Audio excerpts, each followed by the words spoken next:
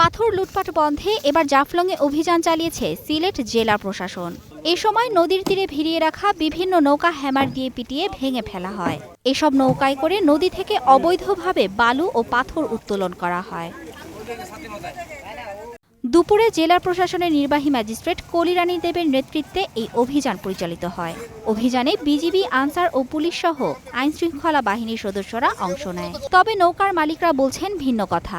তাদের অভিযোগ, যারা পাথর উত্তোলন করে তাদের পুলিশ কিছু বলতে পারে না, তাদের কাছ থেকে উল্টো টাকা পয়সা নেয়। সিলেটের কোম্পানিগঞ্জের সাদা পাথর পর্যটন কেন্দ্রের পাথর লুটের পর এবার জাফলংয়েও চলছে পাথর লুট।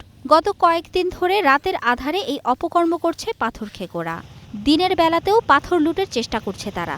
0 পয়েন্ট এলাকা থেকে এরই মধ্যে বড় বড় পাথর তুলে নিয়ে যাওয়া হয়েছে। এতে পর্যটন কেন্দ্রটি যেমন সৌন্দর্য হারাচ্ছে, তেমনই হুমকির মুখে পরিবেশ। এমন পরিস্থিতিতে ক্ষোভ জানিয়েছেন পর্যটকরা। প্রশাসনও তেমন গুরুত্ব দিছে না, আইসে হঠাৎ আইয়া গেছে গিয়ে আবার তারা, কিংবা আমরাও নিজে অভিযান দিছি, তখন আইটা কি তেমন ভাইরাল হইছে না সোশ্যাল মিডিয়ার। 5 বছর আগের যে এরকম সৌন্দর্য আছিল, কিন্তু বর্তমানে এরকম সৌন্দর্য নাই। কিন্তু আগের তুলনামূলক কিন্তু এখন বর্তমানে অনেক খারাপ দেখা যাইতেছে। সাদা পাথরের প্রধান আকর্ষণ হচ্ছে পাথরগুলা, আর পাথরগুলো যদি আসলে এখান থেকে মানে নাই হয়ে যায়, তাহলে তো ইয়েগুলো আসবে না। মানে যেটা পর্যটনের যে প্রধান আকর্ষণ, এটার জন্য তো মূলত বিভিন্ন বাহির থেকে পর্যটক আসে। আগের স্পটের সাথে এখনকার স্পট দিন আর রাত তফাৎ।